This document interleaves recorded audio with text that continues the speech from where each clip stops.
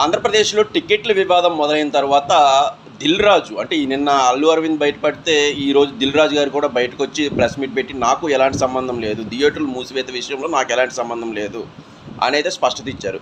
మొత్తం తెలంగాణ, ఆంధ్రప్రదేశ్‌లో కలిపి మొత్తం నాకు 30 థియేటర్లు ఉన్నాయి. అయినా పవన్ కళ్యాణ్ గారి సినిమాను ఆపే దమ్ము, ధైర్యం నాకెక్కడిది అంటూ ఆయన మీడియాను అడిగారు. అలాగే నేను ఈ డిస్ట్రిబ్యూటరు, ఈ ఎగ్జిబిటర్ నుంచి బయటికి వెళ్ళిపోయాను. కొత్తగా 'దిల్ రాజు' అనే కొత్త సంస్థని, 'దిల్ రాజు ఐ డ్రీమ్స్' అనే కొత్త సంస్థను కూడా నెలకొల్పాను. నాకే సంబంధం లేదు అన్నట్టు మాట్లాడారు.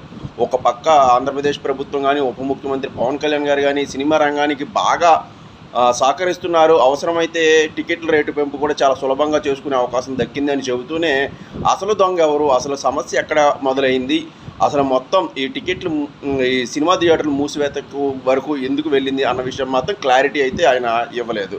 సో ఎప్పటికప్పుడు అప్డేట్స్ గురించి ఛానల్ ఫాలో అవ్వండి, వీడియోస్ని లైక్ చేయండి. Thank you.